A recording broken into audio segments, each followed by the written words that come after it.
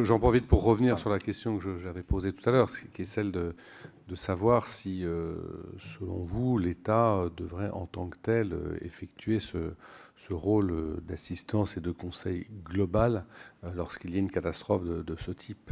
Alors la réponse est clairement oui, et en tout cas, il doit garantir que chacun a accès aux droits, que chacun a accès à de l'aide s'il en a besoin, et les textes et les documents que je vous ai rapidement cités le prévoient. Et c'est vrai nos propos ne sont pas de dire aujourd'hui que rien n'a été fait. Chacun a joué son rôle et a respecté en partie ces guides ou ces textes. Le procureur a réquisitionné, la déléguée interministérielle est intervenue pour que le CLAV, donc le comité de liaison de l'aide aux victimes, se mette en place. Mais que constate-t-on en réalité? Il y a un numéro d'information du public qui a été diffusé, mais dont les informations étaient très partielles.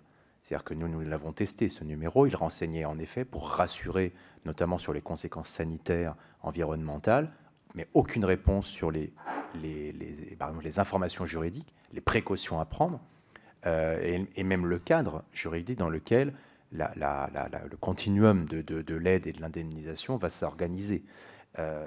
Aujourd'hui, par ailleurs, ce numéro n'est plus disponible. Donc aujourd'hui, à deux mois de l'événement, une victime qui souhaiterait de l'information ne sait pas quel numéro composer, puisque notamment le 116 006, qui existe, qui est ouvert toute l'année, je vous l'ai dit, n'est pas diffusé officiellement et n'est pas officiellement le relais. Or, dans d'autres crises, il y a toujours un numéro de crise, et en effet, en moment de crise, en phase de crise, il ne faut pas multiplier les numéros d'appel.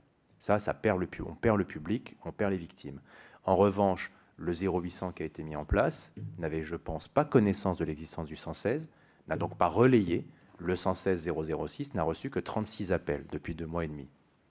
Il n'a pas été diffusé. Aujourd'hui, il serait encore temps de le diffuser. Par ailleurs, la réquisition, certes, a été faite, mais la coordination est un peu tardive.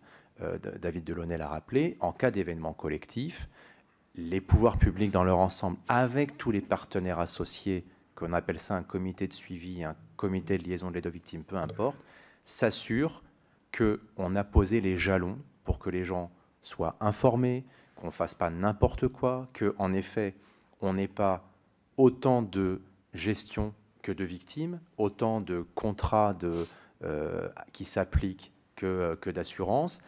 Et par exemple, David Delaunay rappelait l'existence d'accords cadres. Les accords cadres en matière d'indemnisation dans ces situations-là permettent d'encadrer les choses. Quelle expertise, quel remboursement, quel également choix l'on fait par rapport aux franchises. Aujourd'hui, il n'est pas normal que des victimes aient à payer une franchise alors même qu'on est sur le principe d'une réparation intégrale à terme. Donc aujourd'hui, nous n'avons pas posé les jalons alors que les textes et, encore une fois, je le dis, les lois le permettent.